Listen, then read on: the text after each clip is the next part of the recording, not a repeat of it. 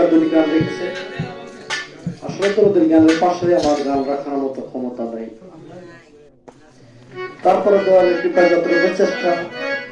আমি করব। গান করেছে কি এমন সাধনা করলে আর কোনো আসা যাওয়ার ভয় নাই এবং কি দয়ালের চরণে থাকা যায়, এরকম ভাবে বুঝাইছে। এবং কি কোথায় ছিল কোথায় এলো এভাবে হয়তো কয়েকটা হবে। প্রথমে একজন মানুষ রোহানি জগতে আরশ মহল্লায় থাকে, আরশ মহল্লা থেকে আসে বাবার মস্তকে, বাবার মস্তকে থেকে যায় মায়ের গর্ভে।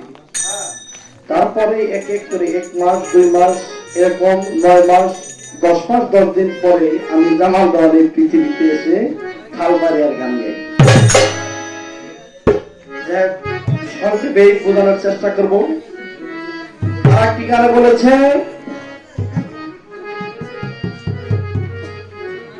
ভজন করলে বা নিজের শিক্ষা দীক্ষা পেলে তো আমি একাই সব হয়ে গেছি, তাহলে আমার গুরু বোঝার কি প্রয়োজন? মাকে বুঝবো, বাবাকে বুঝবো, বড় ভাই করবো এবং আমি শিক্ষা দীক্ষা দিব। রশিদ সাহেবের একটি গান আছে, কালির লেখায় আলেম হয় না গাইবি এনে যারা নাই, এবং যে পাইছে মুর্শিদে দেখা তার কোনো এনে দরকার নাই। তার কারণ বোঝাইছে বাহ্যিক জগতে আমি দেখাই একজন আসামি জজ কোর্টে, সে যদি উকিলের চেয়ে বেশি শিক্ষিত হয় তাহলে জজে কিন্তু ওই আসামির কথা নেবে না, কিন্তু উকিল অবশ্যই প্রয়োজন। যার উকিল নাই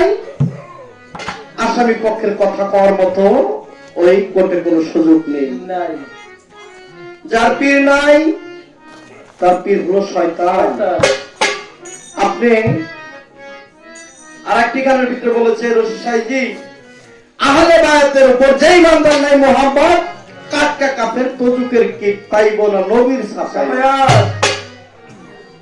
আপনি মাকে বুঝলেন, গুরুকে বুঝলেন, পিতাকে বুঝলেন, স্কুলে শিক্ষা নিলেন, আপনি মাদ্রাসায় শিক্ষা নিলেন, আপনি নিজেও মাস্টারি করেন, কিন্তু বাবারে এই জগতের মাস্টার আর ওই জগতের মাস্টার এক না। তার কারণ বড় পীর আব্দুল কাদের জিলানী রহমাতুল্লাহ আলাইহি তার একটি ঘোড়া ছিল, ঘোড়া যে ঘোড়ার ঘাস কাটতো, সে ঘোড়ার ঘাস কাটতো, কাটতে কাটতে তার 12 বছর হয়ে গেছে। সকলে অনেকে তার পিছে যায়, খেলাফত পায়, পীর হন, কিন্তু ওই ঘোড়ার ঘাসে একদিন বলে, দয়াল আমি তো ঘোড়ার ঘাসই কাটলাম, আমি তো কিছুই জানি না, আমি না জানি কোন দোয়া, না জানি কোন কালেমা, আমি একমাত্র চিনেছি শুধু আব্দুল কাদের জিলানী। আমি না জানি মরে গেলে আমার কি হয়, আমার যে প্রশ্ন করবে সে প্রশ্নের জবাব কি দিব? রেখেছে কিছু চুল। মুনকির নবী এসে তার খবরে প্রশ্ন করে, বলে তোমার দিন? বলে আব্দুল কাদের জিলানী। এরকম বারবার 3 বার প্রশ্ন করছে, শুধু সে আব্দুল কাদের জিলানী বলে। অমনি অবস্থায় সে আব্দুল কাদের জিলানী এসে উপস্থিত হয়ে তার সওয়ালের জবাব দিয়ে দেয়। এখানে অনেক বড় ঘটনা, তারপর আমি বাড়াবো না, আমি একটি গান বাজানোর চেষ্টা করি। বিক্রি করে এই অমূল্যবান বিক্রি করে বিনামূল্যে ভক্ত মারো মদের দেশে যদি যাবি রে তুই মারফতের দেশে যদি যাবি অমূল্য তোর বিক্রি করে অমূল্য তোর বিক্রি করে মারফতে যাবি মারফতের দেশে যদি যাবি মারফতের দেশে যদি যাবি এই বাগান ওই দেশের এমনি ধারা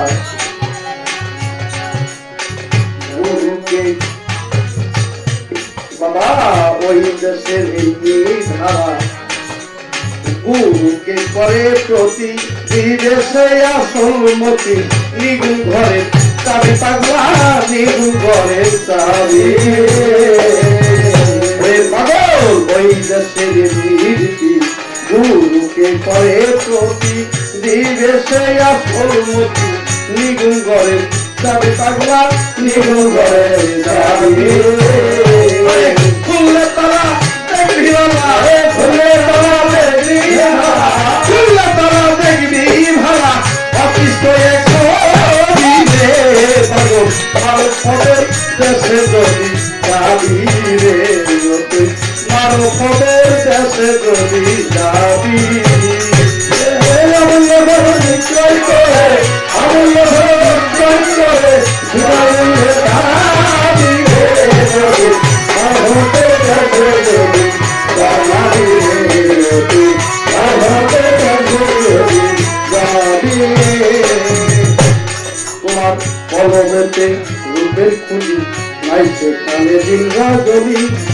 নবীজি তীরের খুঁজি কানে শুনতে পাবি ভালো কানে শুনতে পাবি ভালো কানে শুনতে পাবি কলমে রূপের খুঁজি নাই সেখানে দিন রাজনী নবীজি তীরের খুঁজি কানে শুনতে পাবি ভালো কানে শুনতে পাবি আপনার জিগির করে আপনার জিগির করে মাল্লা দেখা পাবি রে পালা আর পদের দেশে যদি যাবি রে মার পদের দেশে যদি যাবি বিক্রয় করে অমূল্য ধর বিক্রয় করে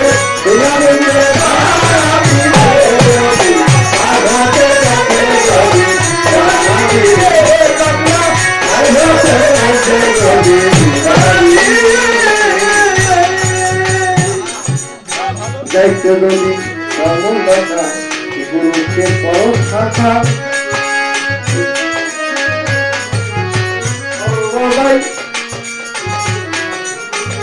নামের সুরা খাবি খাবি রে মন নামের সুরা খাবি বাবা যাইতে যদি এমন দেখা গুরুকে পর শাখা সর্বময় গুরু সুরা খাবি রে মন খাবি ও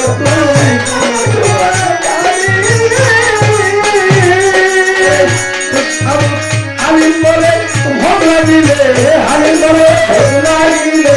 হালিম বলে ভোগ লাগিলে নামের সুরা খাবিলে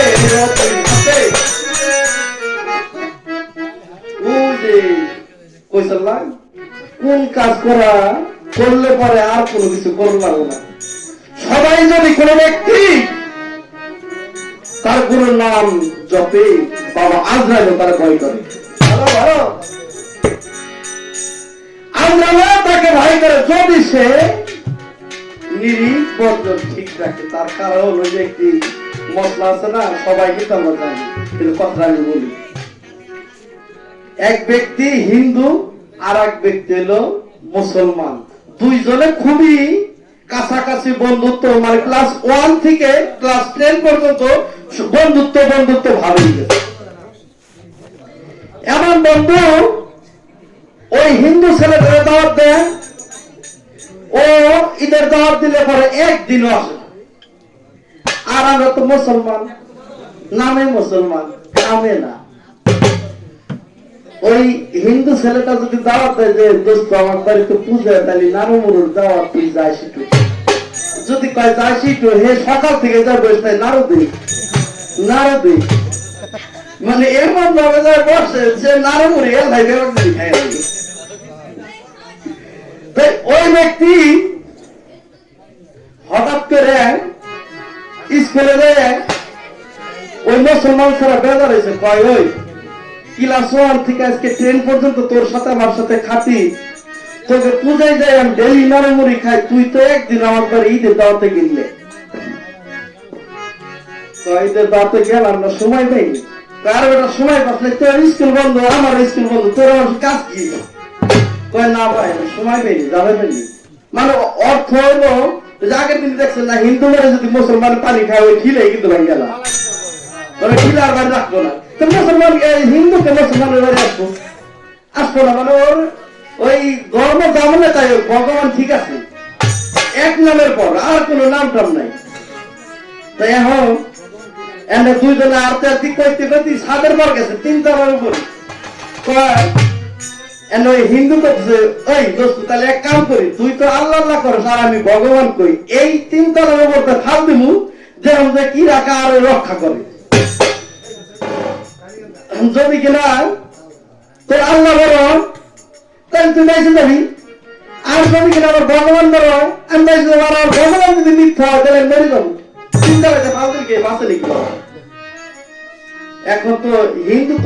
ও এক নামের পরে আছে যা করে মালিক তাহলে মুসলমান তো চালাক কয় তুই তাহলে আগে ফাল দিবি এনে কয় আমি আগে ফাল দিবি তুই একটু দিয়ে যাস না কয় না তুই আগে দিবি তাহলে হিন্দু এনে ওই যে কথা হচ্ছে ঠিক আছে ওরা আমার জবান ঠিক আছে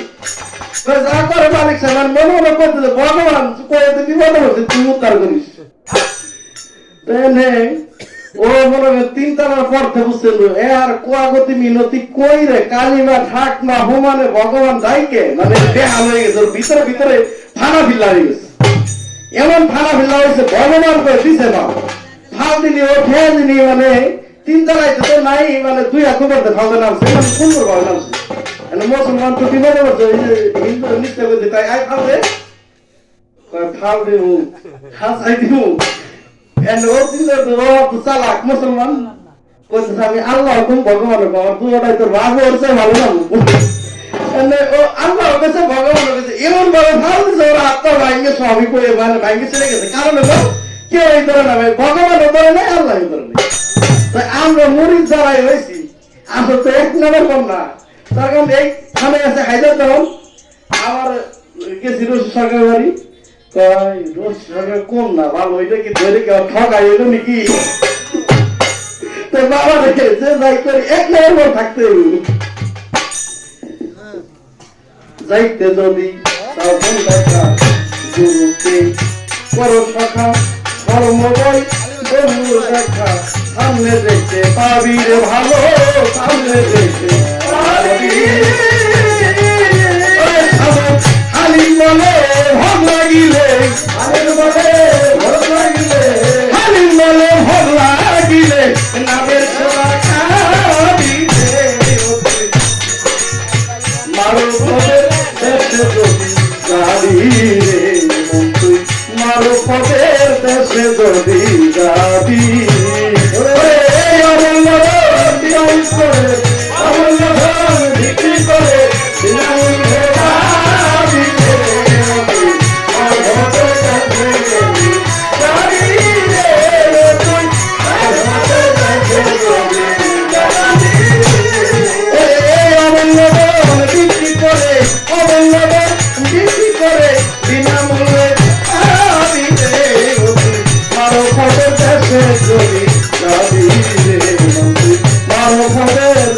যদি